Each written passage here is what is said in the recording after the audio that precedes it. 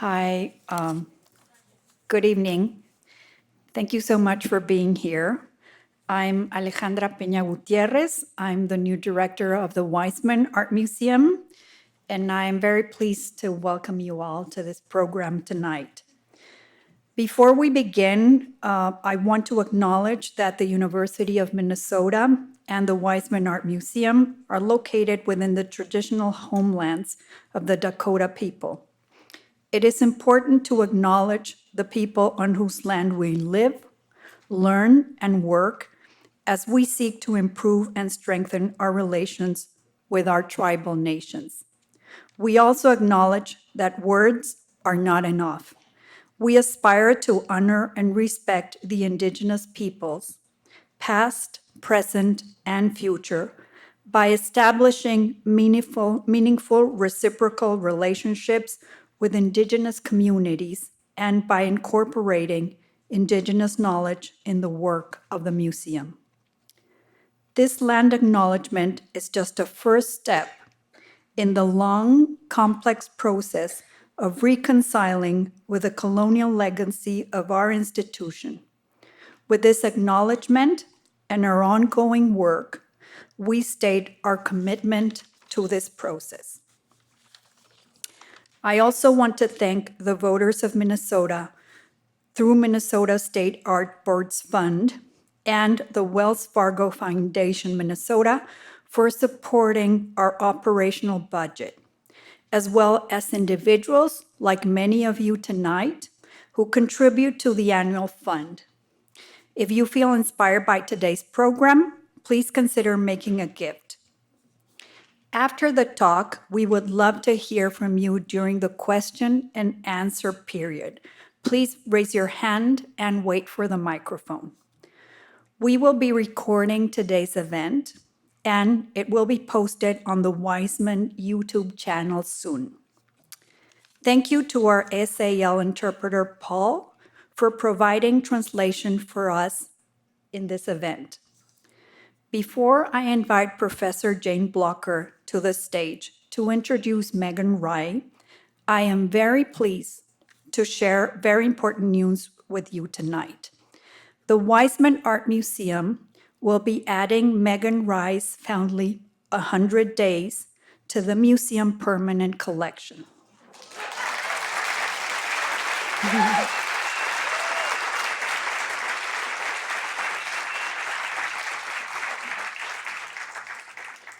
This acquisition is made possible by the generosity of 3 families that are personally connected to the work and to the museum. The Edward R. Bassinet Signature Fund at the Minneapolis Foundation, current Weisman board member Dennis Kim and his wife Song Suk, owners of EVS Incorporated, and former Weisman board member Gary Fink and his wife Joanne. We are so proud to be able to provide a home for this groundbreaking project and to be able to share it with both students and the wider Minnesota community for generations to come. I now would like to invite Professor Jane Blocker to the stage. Thank you very much. I hope you enjoy this.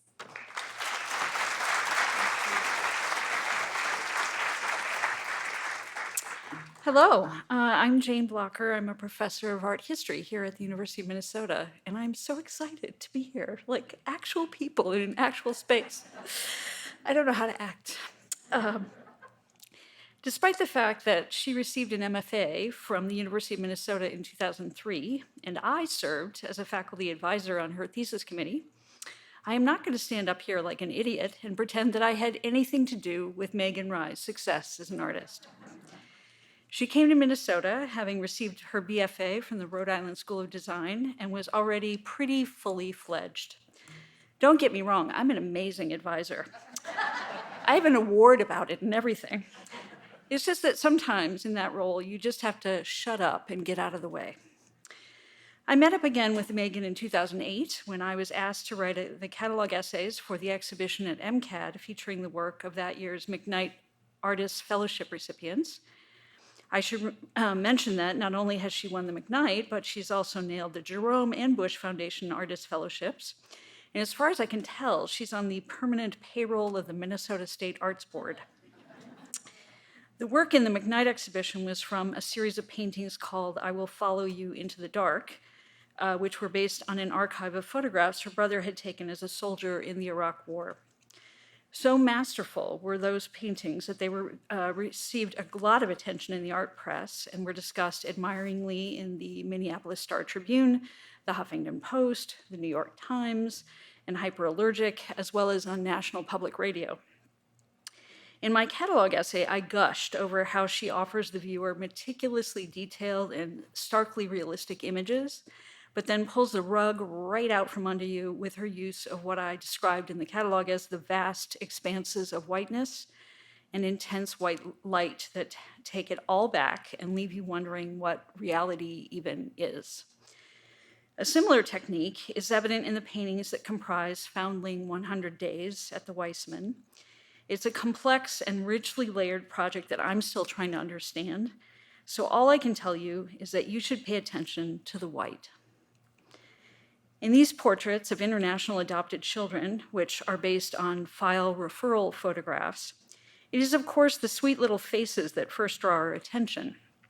With a beautiful economy of gesture, Rye describes each child's head and shoulders, sometimes a pair of chubby baby fingers, with dexterous black outlines, capturing their varying expressions with a few skillful strokes, and using the dun-colored paper of Target shopping bags as a ground against which the illusionism is felt. But it's the white paint that I think carries the message of this work. It's dry, chalky, and scumbled, gestural and imprecise. In some images, it appears as a ghostly trace, whereas in others, its intensity makes it oddly opaque. It sits abstractly on top of the paper's surface in a way similar to the printed Target logos and slogans, breaking the spell of the image, and along with it, the affect, all the emotion that the illusionism beckons us to invest in these poor little children. For me, this is most painfully felt in an image titled Kari, in which the alphanumeric code, printed vertically in a dot matrix on the original photograph, appears in white paint along the edge of the image. My whole job is words. So the fact that I can't find any to describe how that particular element almost killed me should tell you something about Megan's brilliance.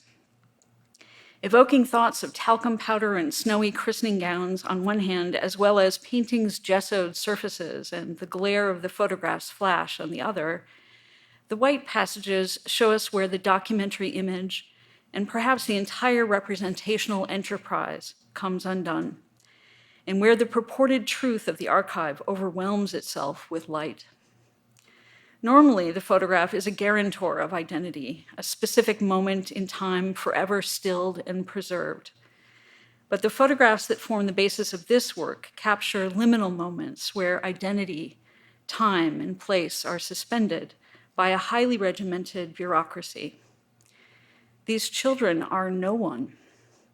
Adoptees waiting for papers, names, families, and nationalities, they're all in transit, like the contents of a shopping bag. An extraordinarily gifted artist, Megan Rye, has long engaged in a rigorous and fascinating examination of the relation between painting and photography, representation and memory.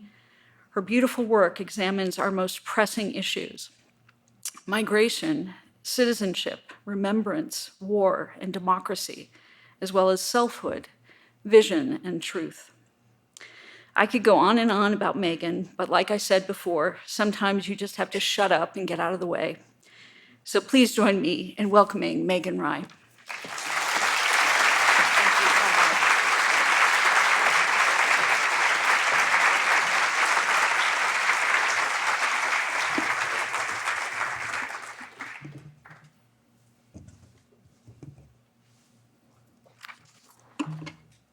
My children found God on November 13th, 2021 in St. Joseph, Missouri.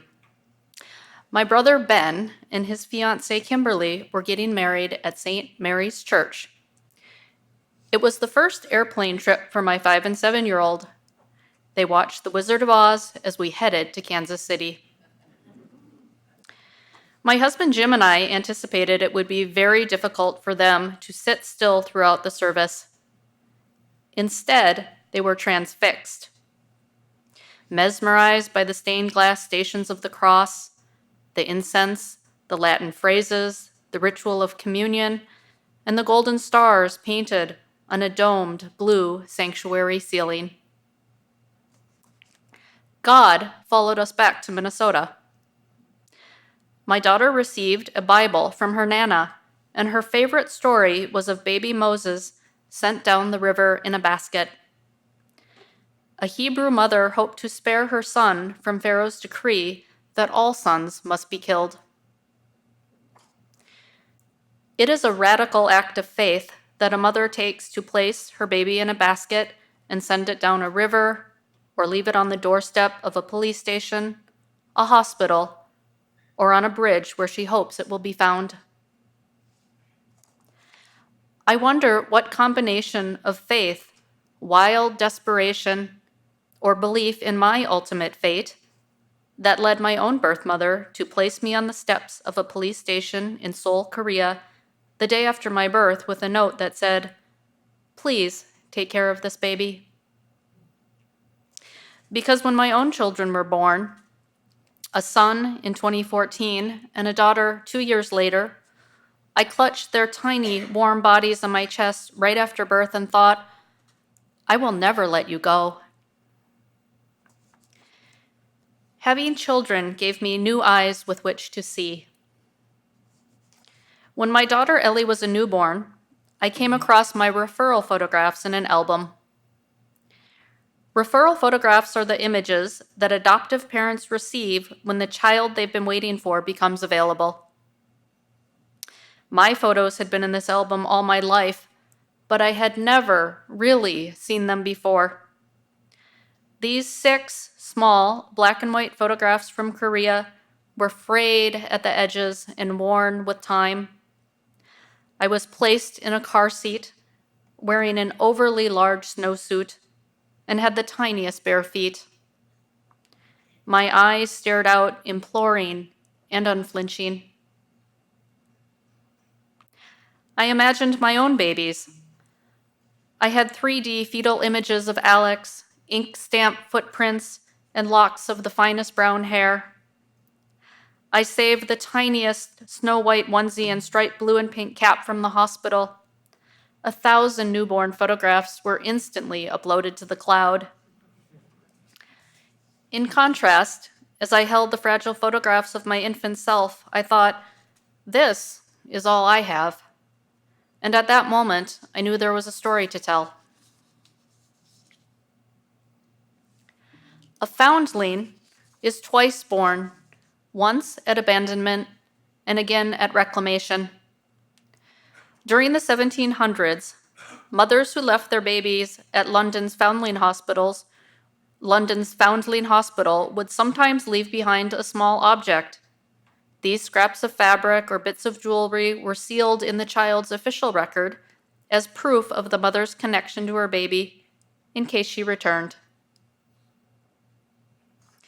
In this project, my photographs and those of my fellow adoptees are often the only existing fragments from lives in our birth countries. And unlike the mountain of physical evidence I have from my own babies, my birth mom probably doesn't even have one photograph of me. I imagine my birth mom to have been poor and young. I hope she got to hold me after giving birth. At the police station steps, I hope I was swaddled in a soft blanket and deep in newborn slumber. I want to believe someone was nearby, watching over me until I was found. This part of the story is full of wishes. The next part is fact. Half a world away, a hopeful mother and father in waiting were given a black and white photograph of a sad little infant. That mother said instantly, "She is mine." At 7.5 months of age, severely malnourished, I made the long plane ride from Korea to Minnesota, where I was promised a forever home. Growing up, people would ask when I was going to search for my real family. As my origin story contained no clues, I knew there was nothing to look for. Yet even if the desire to search isn't practical or present, the possibility always exists. So I secretly wondered. I whispered my questions in the dark. They came to me in dreams. They lay waiting to surprise me years later when I thought those answers were no longer needed or necessary. This project is a way of searching. These paintings break new ground artistically. Adoption has never before been addressed in a large-scale painting exhibit, and the materials and method of art making are unique. Foundling is painted on the humble butcher paper of 3 different variations of the Target shopping bag. The Target logo is a recognizable symbol of Americana. In combination with the portraits, a Target symbol can suggest a beating heart, a chosen object, or the circle on the Korean flag. I am also connecting Minnesota adoption stories directly to an emblem of Minnesota. Target is the company most identified with our state. The artistic process of transcribing these photographs into portraits has been a search for what is true to each adoptee's story. Working on paper leaves an unyielding mark. There is an authenticity and a permanence to this process. Mistakes cannot be erased. The repetition of the bags, aligned in a grid formation, serves to memorialize an adoption movement that actually no longer exists. Adoption agencies have closed down or consolidated. Immigration via adoption has plummeted as the stigma of single motherhood has declined worldwide.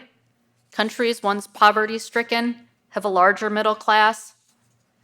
The missionary movement became more focused on foster care and family preservation within foreign countries.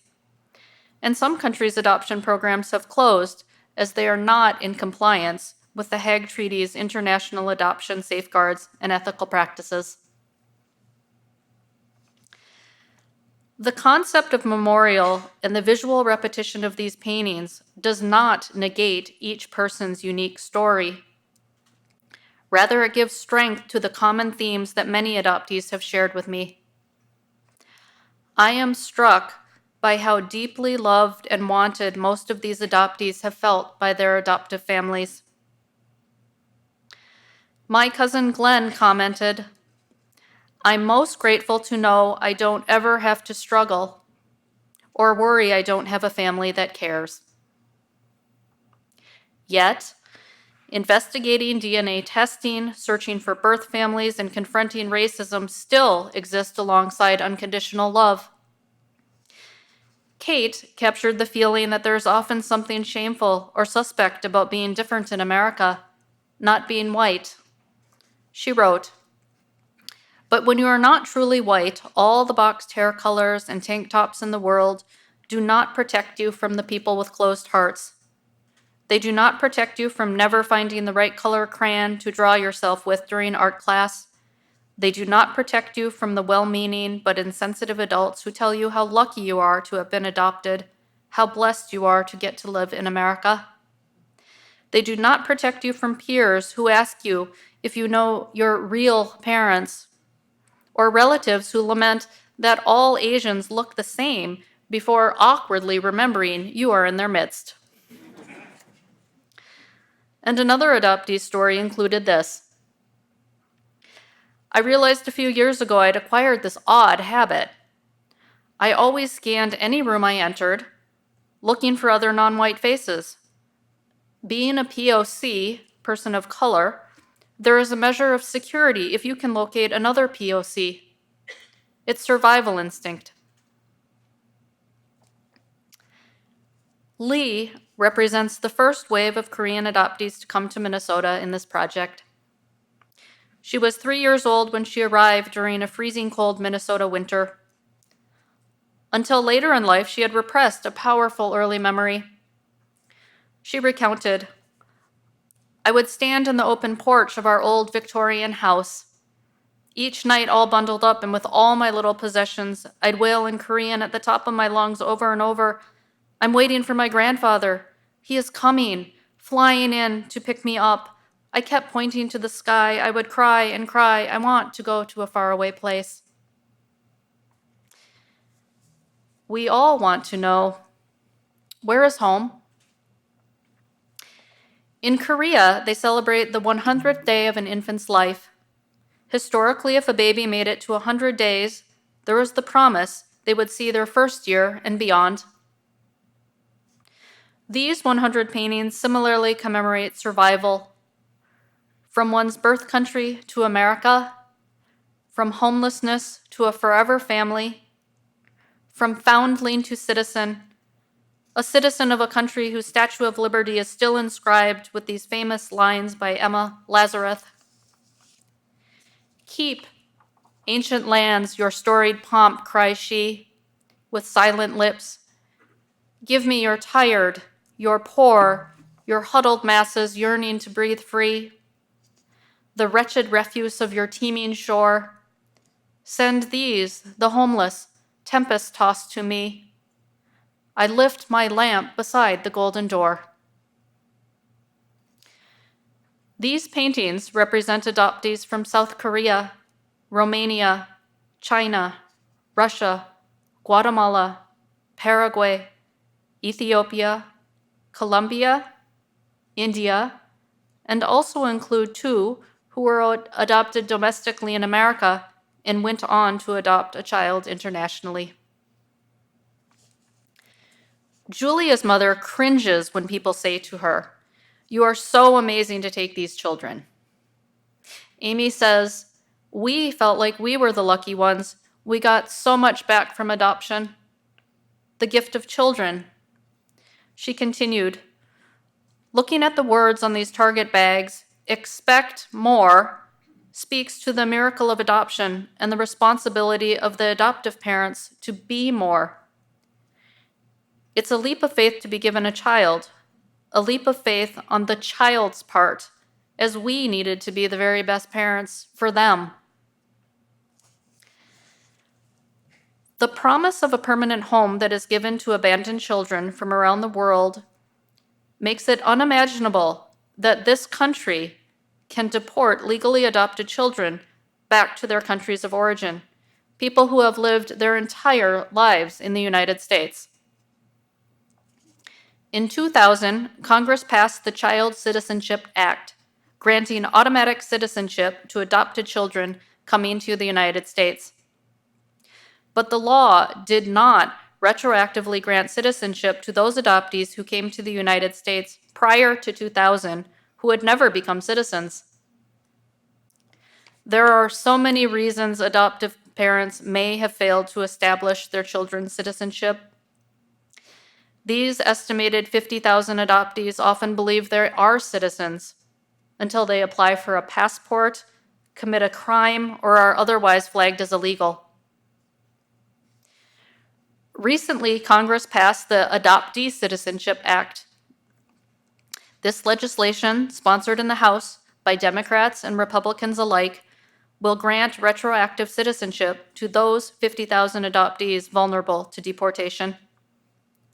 The adoption community is waiting patiently for the Senate to take up this vote and then hopefully be approved by President Biden.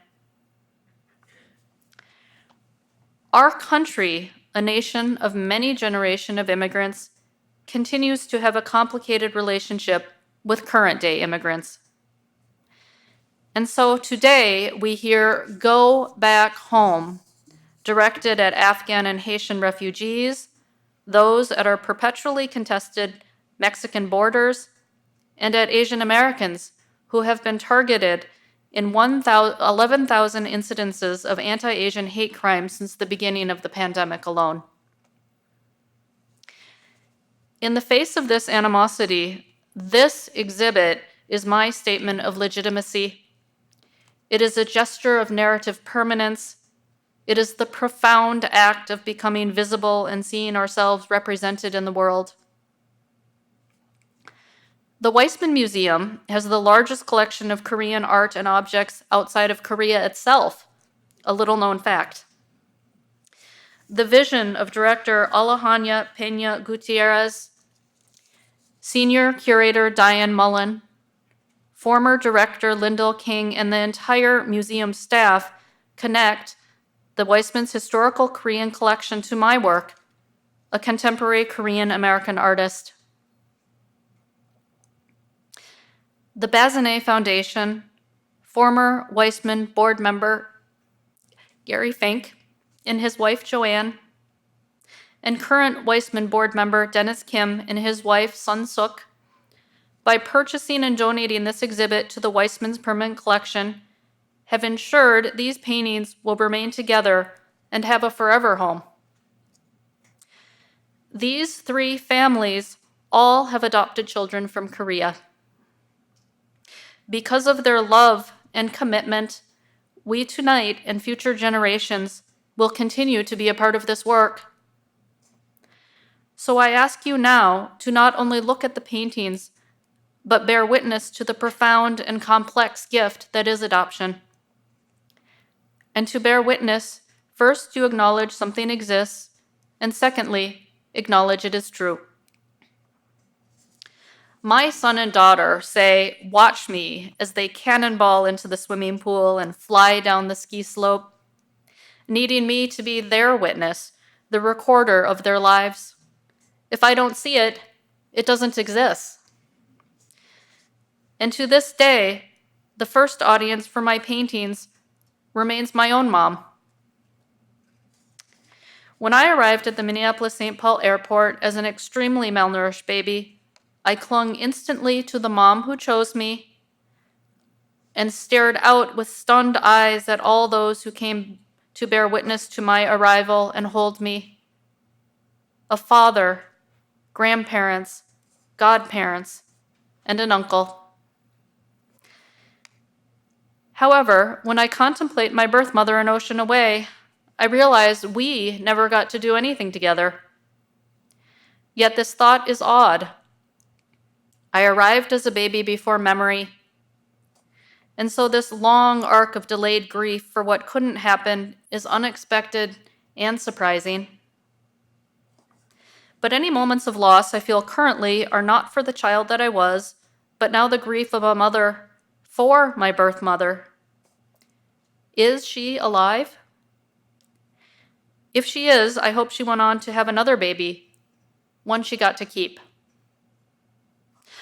Adopting a child or giving birth to a child is a radical act of faith, a blind and fierce act of hope. One day my son asked, "What happened to your birth mom?" "I don't know," I said, and it was the not knowing that was the hardest part of the story to tell. But I love how art did the telling for me. Because of all the people who trusted me with their own precious photographs and histories, all of the faces surrounding us now, these 100 portraits have made it possible for me to finally tell my own children who I am and where I came from. Biological children know who their parents are and where to call home. Adopted children find their way home, sometimes over and over again. Having children has been the most profound experience of my life. They led me to focus on those old black and white photographs, to see clearly the sad and lost infant that was me. Because of my experience, I see adoption as a miracle. How did the stars align in such a way to bring each child across continents and oceans? As adoptees in modern times, we were not sent down rivers. Rather, we touched the skies. We arrived on airplanes, flying into the dark, the light, above the clouds. And I know from these stories and photographs the moment my life began. It was on the airplane, flying to my forever home. Thank you.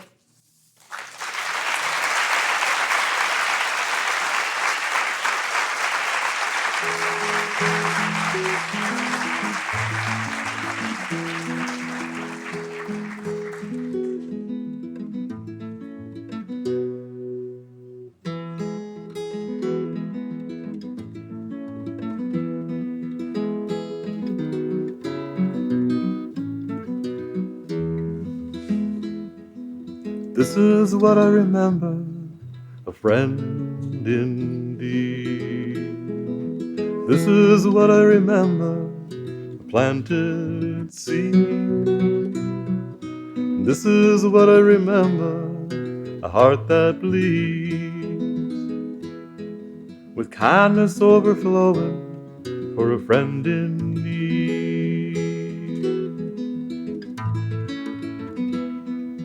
This is what I remember in the failing light, when the day rolls slowly into cool twilight, when the battle is over and I have left the fight.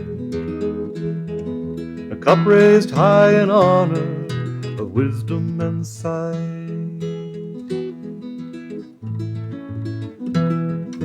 This is what I remember when I'm traveling the open road, when I've laid down my burden. It can be such a heavy load, when the plants have all grown from the seeds I sowed. This is what I remember when the daylight goes.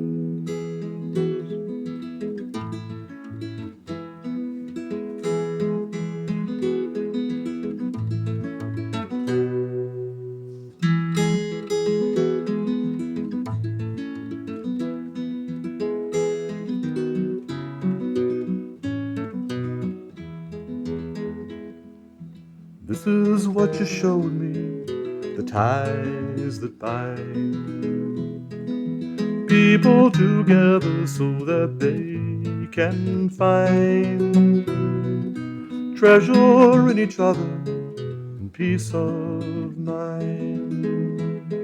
I'm grateful that you taught me to be kind.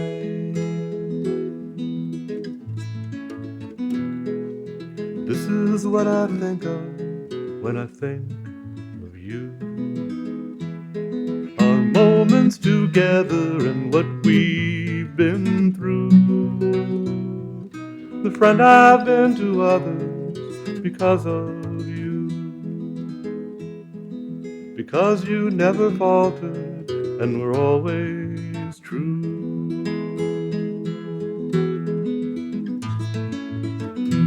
Now I say only one prayer every day that I breathe, to bring to another a moment of relief, to help those in trouble and those in grief. In this I endeavor, in this I believe.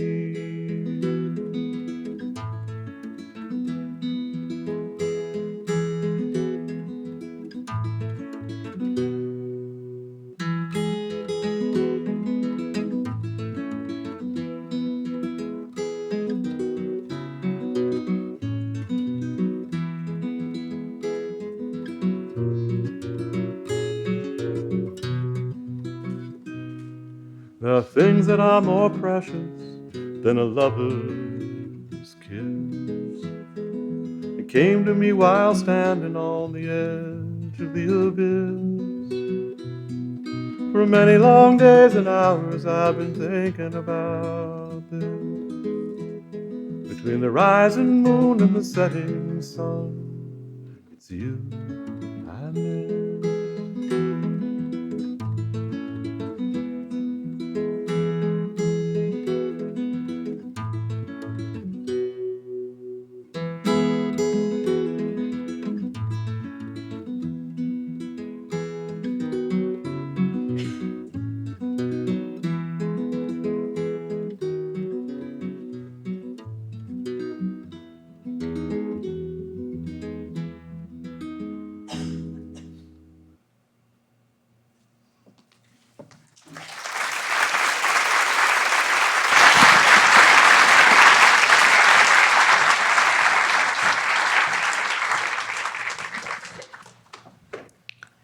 I'm happy to take any questions.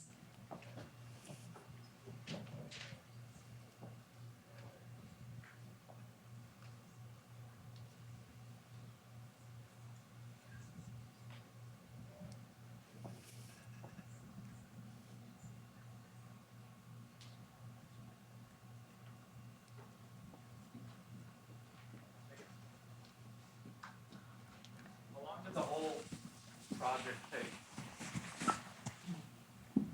The question was, how long, from my cousin Tyler in the back, how long did the project take?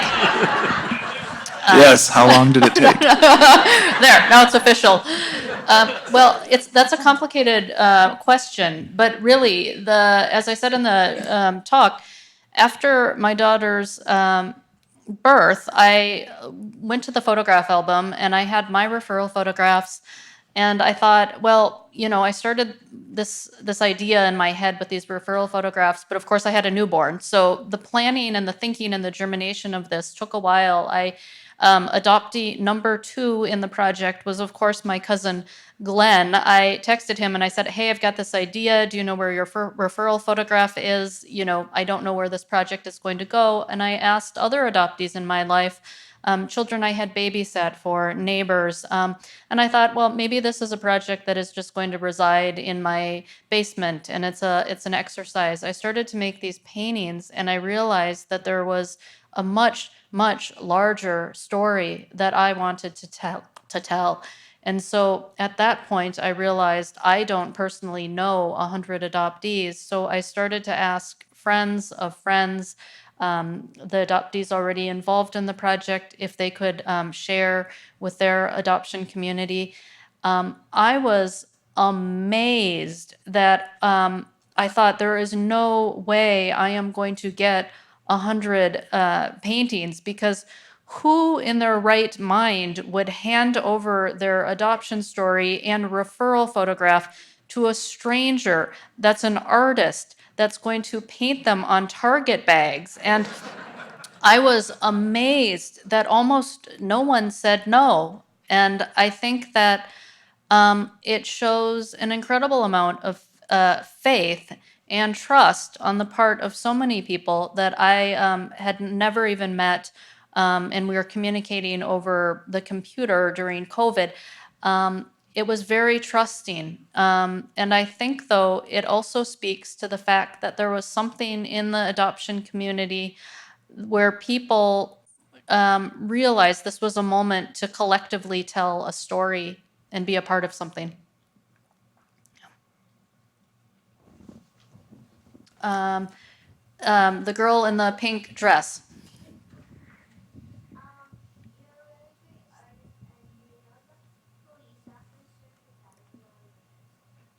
The question is, do I know the police officer who found me on the steps? And I don't. And that also is a question that speaks to the fact that so many of our details, especially those of us that came in the 70s, we'll never know. We were told via Eastern Child Services, in many cases through Children's Home Society, a recorded history in small fragments, and that may or may not also have been completely accurate. I think we have a few questions over here. Hi, Megan. This is wonderful. It's very moving. Target bags never struck me as a painting tool, especially because I've actually tried just drawing on them and they seem to run all over the place. So there's 2 parts to the question. Yeah. One is, did you do something special to stop that? And the second thing is Target now selling painting bags? This is sort of serious. The bags have been primed. I'm sure that Alejandra would be happy to know that they are not going to disintegrate in the next 6 months. So they were primed with gesso and treated like a painting surface, like painting on paper. And the question was, is Target? Target is not actually aware of this project that I know of. People have asked, is Target a part of this? Are they sponsoring it? I actually wouldn't expect Target to ever really officially comment on the project. I do have a funny story about the bags, though. So I realized when my daughter Ellie was born, painting the bags had already been kind of in my mind because my son and I painted on the bags when he was 2. We had come home, there were groceries all over. He wanted to paint, and I said, no, we cannot paint today. There is no white paper. And he looked at the bag and said, I want to paint that bullseye. And so there were many sessions where we used the Target shopping bags for him to paint on. And so that was already kind of in my memory. And then when I knew that I wanted to embark on this project, I knew that the blank white canvas or the blank white piece of paper simply was not special or unique enough to tell these stories. And I really did want to connect Minnesota's adoption stories with something physically, literally of and from Minnesota. When my daughter was born, the bags had this perfect circle. So there are 3 designs that I eventually used, but when she was born, it was this design. And so for the whole first year of her life, I was planning my project. I knew this was the bag I was going to use. Finally, she was a year old, sleeping through the night, and I thought, I can begin my project. I go to Target, and they're all out of the bags. They just have the plastic ones. So I thought, oh, they're just out. So I go the next day and they're still out, and the next day and they're still out. Finally, I said, what happened to the bags that I have been waiting to use for a year? And they said, Target has changed their bag design. We're going to be getting the new bags next week. So I started frantically driving all over the Twin Cities like a crazy person looking for the last remaining bags. And so, I hit all the super Targets, and finally someone said, I think they might still have some in Richfield. So I called the Richfield location, and I was talking to a store supervisor, and I said, do you still have those paper bags? Not the new ones you're waiting for, but the ones with just the perfect bullseye in the center. And they said, we have tons of them left. What do you need them for? And I said, well, Wilson, it's an art project. And they said, oh, for your children. And I said, what? And they said, for your class project. I don't know why they immediately leapt to elementary, art teacher. But I said, yes, for the children. So I went over, and she said, how many do you need? And I said, thinking there's 100 paintings, but I'm going to make mistakes. So I need like 300 or 400. And she said, anything for the children. Have the bags. But it really actually was for the children. So it wasn't completely false. I just have one more bag question, because obviously it's not archival paper. Like, how do you keep it from just kind of fading away? Well, I did use gesso, acrylic gesso, to prime the bags. And so that creates kind of a surface over the bags. If you treat something with, if you work on paper and use watercolor, you can, because it's water-based, you can paint directly on the surface itself. If you're going to use oil painting or oil pastels on paper, you have to prime it with gesso first, and it creates a barrier. It seals the paper. So again, Alejandra, they're safe. As a U.S. adoptee and also an amateur genealogist, I really believe in the power of photographs. And I'm curious how your relationship to your original photographs changed. How those photographs, what impact did they have on your earlier life versus the impact that they had on your later life, which led to this project? Yeah. So the question is what impact did did the referral photographs have on my early life compared to my later life? I would say the impact about my adoption and the referral photographs held almost no interest earlier on in life. I was the adoptee who refused to go to Korean culture camp or eat kimchi. And my parents would have happily supported my exploration of my heritage, but in the 1980s, growing up in Minnesota, I simply wanted to fit in. And so I really had always known those photographs were there, but like many adoptees that I've talked to since starting this project, it is those huge moments in life. We graduate, we get married, we contemplate having children, we think about, genetic history. Having children, there's something about having children that has made so many of us reflect on birth family And so those photographs became incredibly precious, fascinating artifacts to me in that moment after my daughter's birth and through the development of the project in a way that never had before. And I think they are fascinating fragments and almost evidence. All right. Thank you so much for your time. And another Korean camp dodger, as it were, in childhood, and I regret it firmly. But I would say, what is the more so with your children? How do you engage with them in a culture that maybe you were more distanced to growing up? And what is that kind of relationship, and how are you navigating that now? I feel like I'm learning how to become Korean and explore Korea bit by bit with and because of my children. When I started this project, I thought I need to get hold of Corey. Corey had been my one genuine Korean adoptee friend growing up, and it was not because we had met at Korean camp, which she also was not interested in. We met at the public swimming pool and became friends like children are. And I tracked her down because really, how many Korean adopted Corys could there be from Lake Elmo? It was not hard. A few hours later, I was on the doorsteps of a Minneapolis public school where she is now a speech pathologist, and we connected. And it's interesting. I discovered through talking and through telling our stories that neither of us had really ever explained to our quite old children that we were Korean or adopted. And it's interesting. Things are very different today. My son went to camp last summer, and he came home and he said, "It was Flag Day, Mommy. I made the Korean flag." And he had painstakingly created the Korean flag out of construction paper, and he was so proud. And he said, "I told everyone I was Korean, and they were so happy for me." I can't imagine a world in the 1980s where I would have felt similarly inspired to, create that flag.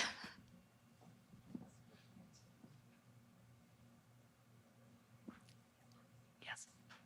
Patty? I was interested in what you were saying about the children being given, an object would go with them as they left their birth family. Do you have any idea what happened to those objects? Well, I remarked that in London's Foundling Hospital, objects were often left with the orphan as proof of the mother's connection to their infant. But I don't know what ever happened to those objects. I would hope that they were kept with the child as they grew up or as they were hopefully adopted. Yes, Jane. I was just going to say there was a huge show at the Foundling Museum in London like 6 years ago. Oh, wait for the microphone. All of the stuff. So there was this huge exhibition at the Foundling Hospital in London a few years ago of all of the things that were left behind. And it was a really cool exhibit because the women would leave a little piece of their own clothing. So unintentionally, the museum had collected, or the Foundling Hospital had collected this huge archive of the history of textiles over like 250 Wow. years. So that was the focus of the show. Anyway, that's the answer to your question. They kept it. I'm so glad to know that. And to have a historian right here with us. Hey, Megan. Hi. What was the interest level of the subjects about finding or interested in finding their birth parents? Oh, there are so many stories. I mean, there are many of us who have not tried to initiate a search, and then there are many families in this project who have gone on the heritage tour through Children's Home Society or used a searcher in Guatemala and been able to locate birth families. Each country is very different and they have very different laws. Even within the same family, you might have a different result. For example, Tyler, in his story, talked about how he was able to have this reunion with his birth parents, and meet partial siblings and have this really warm, beautiful connection. His sister, when she arrived in Korea, the birth mother was located, and she sent a note saying that she did not think Amy at 13 was old enough to have the experience of meeting her, and she sent along a silver locket with a heart. And to me, what that meant was obviously Amy, who had flown halfway around the world, was ready to have the experience of meeting her birth mother, but the birth mother was not ready to have the experience of meeting Amy. And so when you initiate a search, you never know what you're going to find. And sometimes those results provide closure, or sometimes they lead to yet more questions.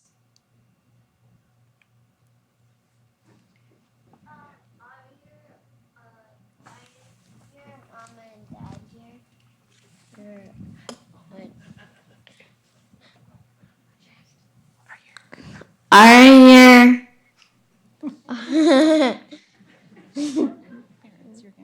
are your parents here? Yes. I have many family here tonight.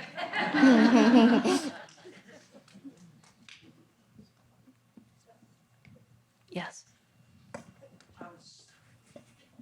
Thank you. I was just curious, from when you first started and knowing that you had 100 of these to Yes. do, was there any point during the process where, as an artist, you stopped, a point of reflection where you stood back and said, no, I got to change this, or reapproach it, or examined yourself and said, wow, I've changed and that's reflected in my work? Did you have any of those moments along the way that you look back on now and were grateful for or surprised by? I think that over time, I learned, from the onset, I knew that this work had to be done really, really deliberately. I really wanted to get it right. It was not the time to go like Picasso with these portraits and, because I felt like these really were almost sacred objects that I needed to be incredibly present and get at the heart and the truth of those little faces. And so mistakes were made. There were some that came very easily and very naturally, and it was a single session, and it was perfect. And then others, they were painted 6 times, and it's like watercolor. You make one mistake and that was it. So it was good that I took those extra bags.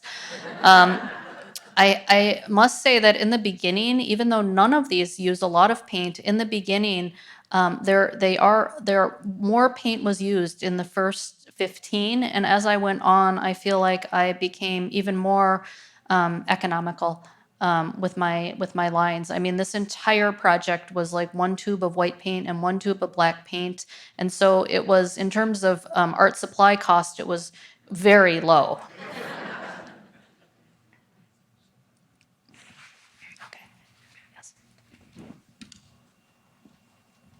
Thank you, Megan, for such a great story. It was very moving, all the other stories.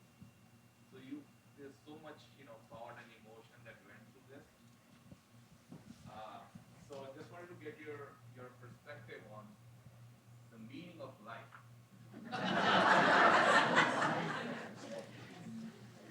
Someone asked me in a lecture recently, how do you know what to paint? And I feel like you need to tell the story that only you can tell by going within, by looking in your own backyard, your own life, your own photo album. You will find the answers and you will find a story to tell. My younger self is laughing at me because when I was younger, I wanted to get away from home. I wanted to go to the East Coast to college. I wanted my work represented in a New York gallery. I have actually been fortunate to have all of these things happen. But what I didn't realize, my younger self did not realize, is that the truest, most important story was the one really in my backyard and in the photograph album that I had all along. Thank you so much for being here tonight. We can continue the conversation next door at the museum.